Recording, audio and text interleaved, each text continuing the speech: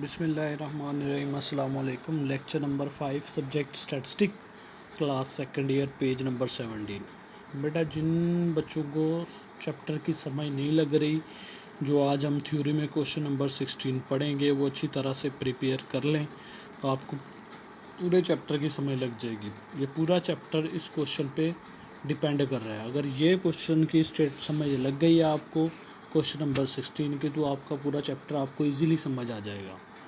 अब question number 16 की statement है, right down the property of normal distribution के प्रॉपर्टी बयान करें नॉर्मल डिस्ट्रीब्यूशन की। Important property of normal distribution are कि प्रॉपर्टी क्या होती है नॉर्मल डिस्ट्रीब्यूशन की जो इम्पॉर्टेंट है। Total area under the normal curve is 1। हमेशा बेटा जो टोटल एरिया होगा किसी भी कर्व का, चाहे जो मर्जी डिस्ट्रीब्यूशन ले लो, नॉर्मल ले लो, बाइनोमियल ले लो, आपने फर्स्ट ईयर में भी पढ़ा था बाइनोमियल का टोटल एरिया 1 के इक्वल होता है, अप्रॉक्सिमेटिक का टोटल एरिया 1 के इक्वल होता है। तो नॉर्मल का भी total area under the curve किसके इक्वल है बेटा, 1 के इक्वल है। ये सब जितनी भी डिस्ट्रीब्यूशन है उनका टोटल एरिया हमेशा किसके इक्वल होगा, 1 के इक्वल होगा।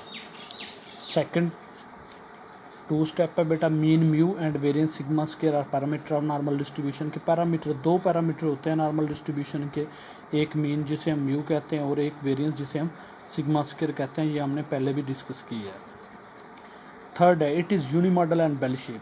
जो लास्ट टॉपिक में हमने डिस्कस किया था कि स्टैंडर्ड नॉर्मल डिस्ट्रीब्यूशन क्या होती है, यूनिमॉडल होती है और बेल शेप होती है। नॉर्मल डिस्ट्रीब्यूशन भी यूनिमॉडल होती है और बेल शेप होती है। इट इज़ यूनिमॉडल, यूनिमॉडल का मतलब है बेटा इसका सिर्फ एक ही मॉड होगा, एंड बेल शेप, और इसका जब कर्व बनाते हैं तो उसकी शेप क्या होगी, बेल की तरह होगी।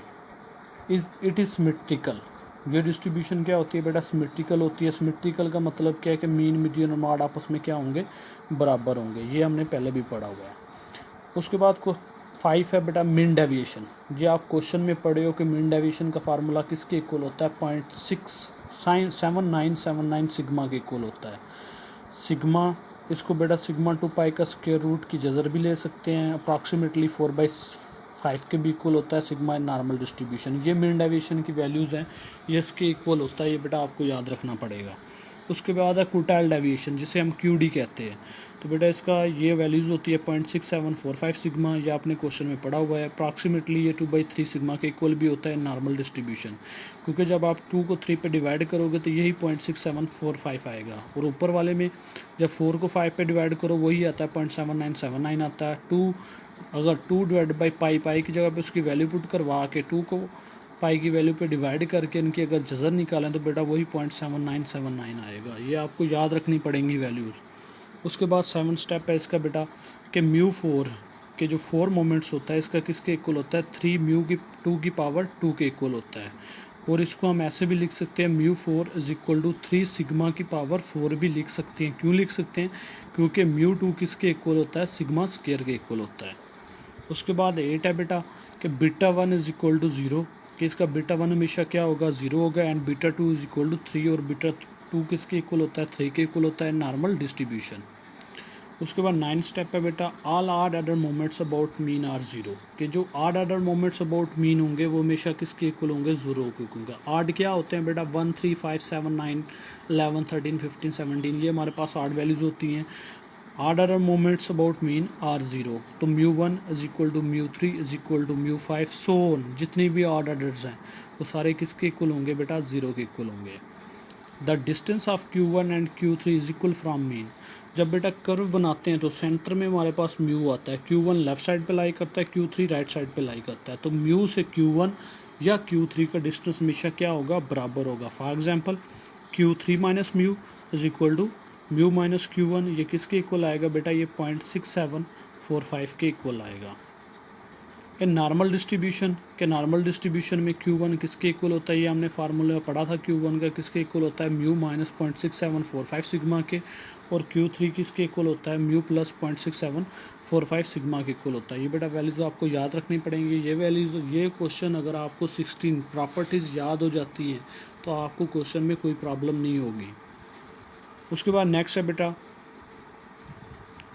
12 कि mu plus minus 0.6745 sigma contain 15 value. जब ये कर्व दिया हो तो हमारे पास क्या आती हैं, 15 वैल्यूज़ इनके बिटवीन लाई करती हैं। अगर mu plus minus sigma contain 68.2% value, अगर म्यू प्लस माइनस सिग्मा हो हमारे पास कर्व, तो हमारे पास 68.27% वैल्यूज़ लाई करेंगी।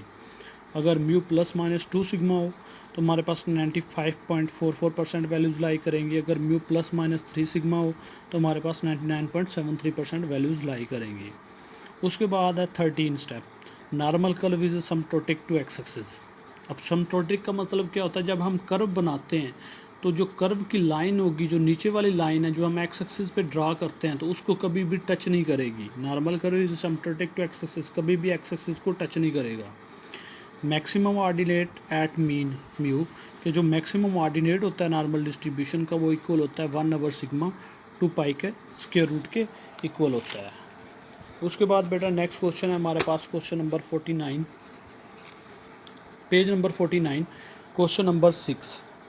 Suppose that X is normally distributed with mean mu, के जबकि मीन हमारे पास किसके इक्वल है, 25 के equal, and sigma is equal to 5 के इक्वल।